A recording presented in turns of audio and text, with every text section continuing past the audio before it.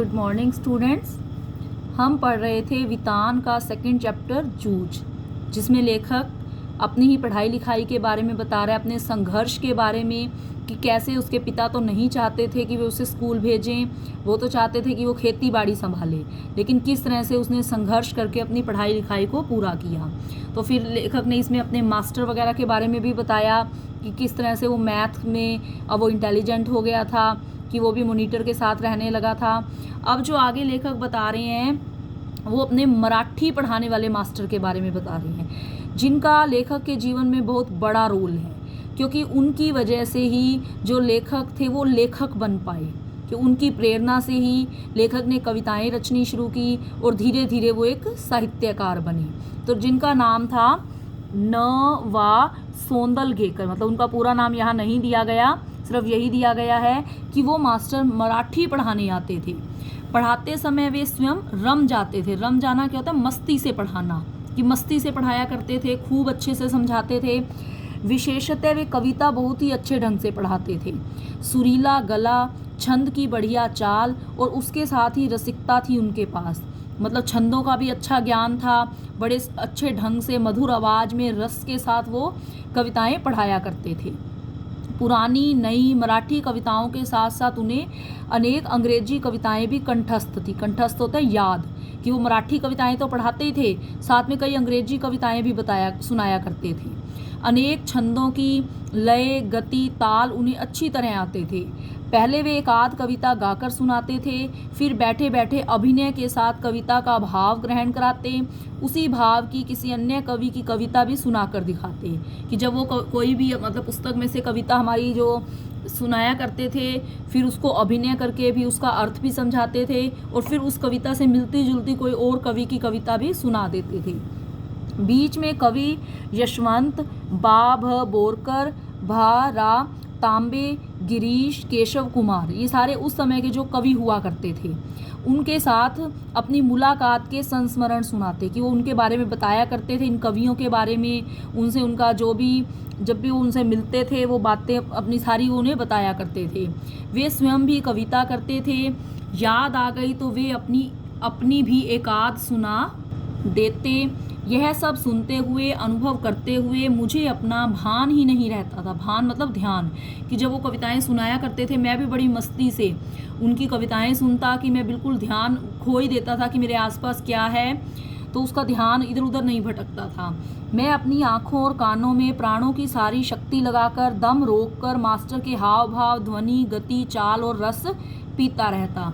मतलब जब वो हमारे जो मराठी पढ़ाने वाले मास्टर थे, जब हमें कविताएं समझाया करते या अन्य कविताओं की भी जानकारी देते, वो सुनाते, तो मैं भी पूरी तरह से उनके हाव भाव, उनकी चाल, ध्वनि, गति, कि कैसे वो उसको अपने स्वरों को किस तरह से बांध कर वो कविता सुना रहे हैं, तो मैं भी उन्हें बड़े ध्यान से सुनता था।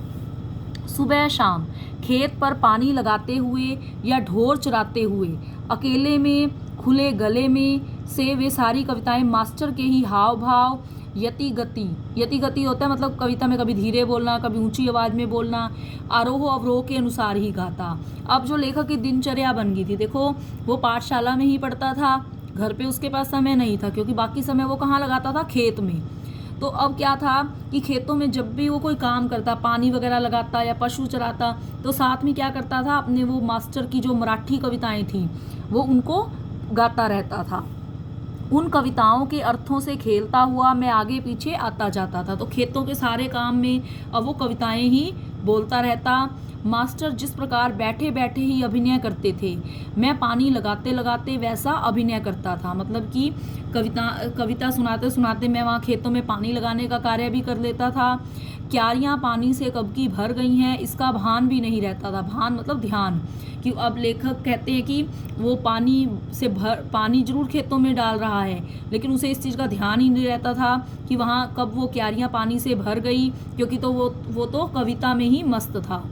मास्टर की चाल पर दूसरी कविताएं भी पढ़ी जा सकती हैं, इसका पता भी मुझे उसी समय चला। मतलब कि जो ये मास्टर थे, इनसे इतनी प्रेरणा मिली कि लेखक ने कविताएं रचनी शुरू कर दी, और वो धीरे धीरे एक कवि बने। फिर कवि से वो एक बहुत बड़े साहित्यकार बन गए।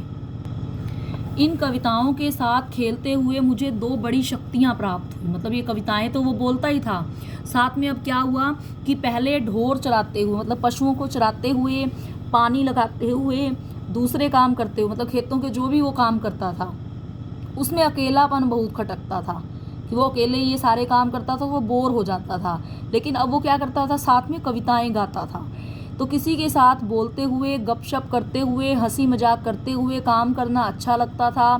हमेशा कोई ना कोई साथ में होना चाहिए, मतलब उसे ऐसा लगता था कि कोई ना कोई साथ में हो जिससे वो बातें करता रहे और खेतों का सारा काम करता रहे। लेकिन अब क्या था, अब वो कविताएं उसका साथ थी। अब वो अकेलेपन से उसे कोई ऊब नहीं होती थी। ऊब होता है बोर, कि अब वो अकेलेपन से बोर नहीं होता था। मैं अपने आप से ही खेलने लगा। उल्टा अब तो ऐसा लगने लगा कि जितना अकेला रहूं उतना अच्छा, क्योंकि अगर कोई उसके साथ होगा तो वो बातें करेगा, अगर अकेला होगा तो वो कविताओं को गा पाएगा। इस कारण कविता ऊंची आवाज़ में गाई जा सकेगी, किसी भी तरह का अभिनय किया जा सकेगा। अभिनय मतलब ये होता है कि हाव भाव प्रदर्शित करना, कि हाथों को ऊपर नीचे करना। कविता गाते गाते थूई थूई करके नाचा जा सकता था। मैं सचमुच ही नाचने लगता था। मैंने अनेक कविताओं को अपनी खुद की चाल में गाना शुरू किया, मतलब मैंने अपने तरीके से उनकी सुर, ताल, लय बनाई और बहुत सारी कविताओं को मैंने गाना शुरू किया। अनंत काणेकर की कविता, जिसकी पहली पंक्ति इस प्रकार है, चांद रात पसरीते पांढरी गाया धरणीवरी। ये कविता की जो पहली पंक्तियां हैं, क्योंकि वो मराठी में गाया करता था, ये मराठी भाषा की हैं, तो मैंने मास्टर की चाल से अलग अपनी चाल में बिठाकर गाई। अपनी चाल मतलब अपने ही सुर ताल में। यह चाल एक सिनेमा के गाने के आधार पर थी। वह गाना केशव करनी जाति नामक छंद में था, कि एक गाना था जो इस छंद में गाया गया था। मैंने उस गाने के अकॉर्डिंग उस कविता की सुर ताल बना दी। उस कविता को मैं मास्टर की अपेक्षा ज़्यादा अभिनय के साथ गाता था, मतलब कि लेखक को लगता कि वो मास्टर से भी अच्छा गा रहा है। चेहरे पर कविता के भाव पैदा करने का प्रयत्न करता। मास्टर को मेरा प्रयत्न इतना अच्छा लगा कि उन्होंने 6ठी 7वीं कक्षा के सभी लड़कों के सामने मुझे बुलाकर गवाया, कि मैंने इतने अच्छे हाव भाव के साथ उस कविता को गाया कि मास्टर जी ने बड़े बच्चे जो थे ना 6ठी 7वीं के, उनके सामने भी मुझसे ये कविता बुलवाई। पाठशाला के एक समारोह में भी उसे गवाया। इसके कारण मुझे लगा कि मेरे कुछ नए पंख निकल आए हैं, मतलब कि धीरे धीरे स्कूल में उसे और बच्चे बड़ी क्लास के थे वो भी जानने लगे थे कि पाठशाला में कोई जैसे कोई भी फंक्शन हुआ छोटा सा, तो उसने उस कविता को गाया, कि उस मास्टर जी ने उसे प्रेरित किया उसे गाने के लिए। मास्टर स्वयं कविता करते थे। अनेक मराठी कवियों के काव्य संग्रह उनके घर में थे। वे उन कवियों के चरित्र और उनके संस्मरण बताया करते थे। तो जो वो मास्टर जी थे जिनका इन पर प्रभाव पड़ा था, जो मराठी पढ़ाते थे, उन्होंने कई काव्य संग्रह मतलब कविताएं जो थी मराठी की वो भी उसे दिखाई और उस कवियों के बारे में भी लेखक को बताया। इसके कारण ये कवि लोग मुझे आदमी ही लगने लगे थे। खुद सोंदलगेकर मास्टर कवि थे, इसलिए यह विश्वास हुआ। मतलब लेखक के लिए पहले कवि होना बहुत बड़ी बात थी, कि वो सोचता था कि कवि जो होते हैं बहुत बड़े वो होते हैं, अभी वो कुछ अलग ही होते हैं मनुष्य से। लेकिन अब उसे एहसास हुआ कि कवि भी वास्तव में आदमी ही होते हैं। जो खुद सोंदलगेकर मास्टर जो मराठी के थे वो भी कवि थे। अब उसे लगने लगा कि वो भी और अधिक कविताओं को गा सकता है। तो उसे लगा कि कवि भी अपने जैसा ये खाड़ मास का, क्रोध लोभ का मनुष्य ही होता है। अब उसे लगा कि कवि मतलब कोई ज़्यादा वो बहुत बड़ा नहीं है, उसके अंदर भी क्रोध लोभ जैसे हमारी फीलिंग्स होती हैं, भावनाएं होती हैं, जैसे हम लोग होते हैं वे भी वैसे ही होते हैं। मुझे भी लगा कि मैं भी कविता कर सकता हूँ। मास्टर के दरवाजे पर छाई हुई मालती की बेल पर मास्टर ने एक कविता लिखी थी, कि उसके मास्टर ने उसे एक कविता सुनाई थी, मालती की बेल, मतलब जो उसके घर पर जो भी ये पौधा लगा हुआ था उसकी बेल लगी हुई थी, उस पर कविता बनाई थी। वह कविता और वह लता मैंने दोनों ही देखी थी। इसके कारण मुझे लगता था कि अपने आसपास, अपने गांव में, अपने खेतों में कितने ही ऐसे दृश्य हैं जिन पर मैं कविता बना सकता हूँ। मतलब अब उसे लगने लगा कि कविता तो किसी पर भी बन सकती है, कि वो खेतों में जब काम करता है तो खेतों में कितने ही दृश्य उसे दिखते हैं कि जिन पर वो कविता बना सकता है। यह सब कुछ अनजाने में ही होता रहता था। अब क्या था कि वो खेतों में काम भी करता था, वो अपने आप से कविताएं गाता था, तो धीरे धीरे वो नई नई कविताएं बनाने लगा। भैंस चराते चराते मैं फसलों पर, जंगली फूलों पर तुकबंदी करने लगा, कि जो कुछ भी उसे दिखता, फूल फल फसलें, उस पर वो कविताएं बनाने लगा। उन्हें जोर से गुनगुनाता भी था और मास्टर को दिखाने भी लगा। तो धीरे धीरे लेखक ने कविताएं रचनी शुरू की और उन्हें वो मास्टर को दिखाने भी लगा भी उसमें कोई गलती तो नहीं है या उसका सुर ताल ठीक है। कविता लिखने के लिए खीसा में कागज़ और पेंसिल रखने लगा। खीसा मतलब जो उसका बस्ता था, बैग, कि जो भी उसके पास था स्कूल में जिसमें वो अपनी बुक्स वगैरह ले जाता था, उसमें अब कागज़ और पेंसिल रखने लगा। कभी वह ना होते तो लकड़ी के छोटे टुकड़े से भैंस की पीठ पर रेखा खींचकर लिखता था या पत्थर की शिला पर कंकड़ से लिख लेता। मतलब कभी उसके पास कागज़ पेंसिल ना होता तो किसी पत्थर के टुकड़े पर वो कंकड़ से लिख देता, और कभी जो भैंस वगैरह पर जो भी लकड़ी का डंडा लेकर उससे कुछ लिख देता।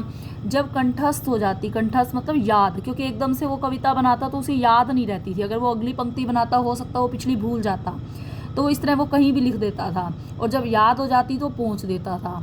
किसी रविवार के दिन एकाध कविता बन जाती तो सोमवार के दिन मास्टर को दिखाता। मतलब जिस दिन भी वो कविता बनाता अगले दिन वो मास्टर को दिखाने के लिए ले जाता था। बहुत बार तो सवेरा होने तक का धीरज भी छूट जाता। मतलब रात को अगर वो कविता बनाता ना तो सुबह की प्रतीक्षा भी नहीं कर पाता था, और मैं रात को ही मास्टर के घर जाकर कविता दिखाता। वे उसे देखते और शाबाशी देते, और फिर कभी कभी तो कविता के शास्त्र पर एक पूरी महफिल हो जाती।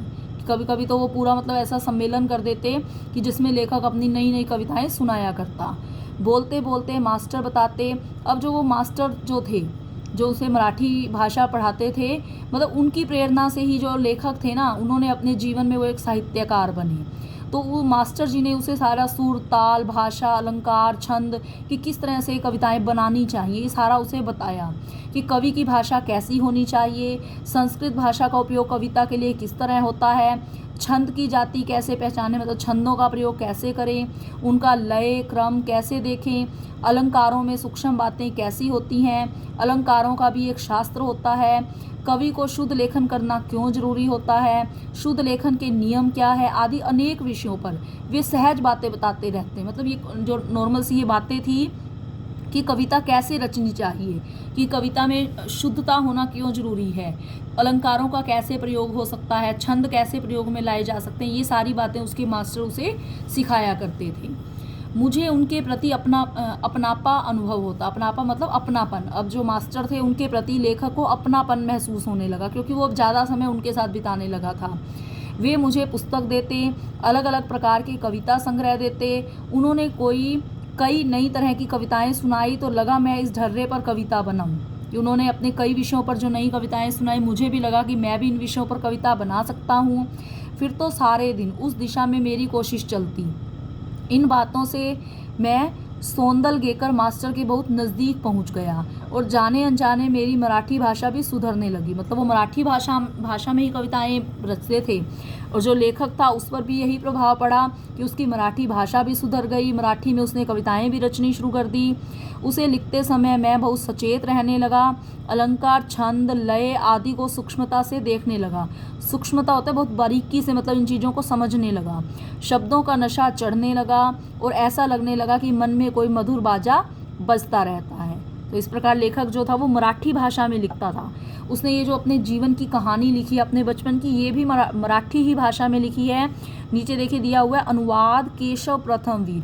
ये केशव प्रथमवीर एक और लेखक हैं जिसमें अनुवाद का मतलब होता है ट्रांसलेट करना। जिन्होंने उनकी इस मराठी भाषा में जो ये रचना थी उसको हिंदी में अनुवाद किया है, और जो हम अपनी हिंदी की पुस्तक में इसे पढ़ पा रहे हैं वैसे ही मराठी भाषा में है। लेखक इसके आनंद यादव जी ही हैं। उसको जो ट्रांसलेट किया हिंदी में वो केशव प्रथमवीर ने किया है। तो इस प्रकार लेखक ने अपनी इस जीवन की कहानी, अपने बचपन की इस कहानी में ये सारी बातें बताई कि किस तरह से उन्होंने अपने जीवन में बहुत संघर्ष किया और वे एक साहित्यकार बन पाए।